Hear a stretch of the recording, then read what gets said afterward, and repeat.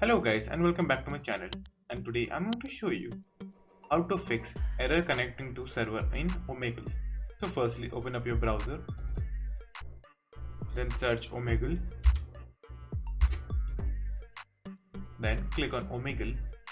Now what you have to do is just simply click on the internet option down below, then select network and internet settings.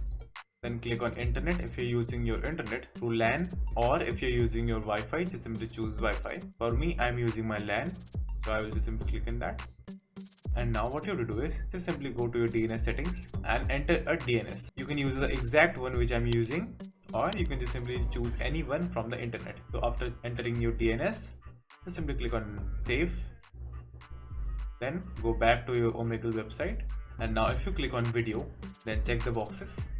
Then click on confirm and continue, and now as you can see I am able to connect to Omegle website, but my camera is blocked because for some reason I am facing an issue in my camera, so it's unable to load. But after entering the DNS your issue should be fixed, but make sure to reload the page after changing the DNS. So that's it, and thank you for watching, and do like and subscribe to my channel, and take care.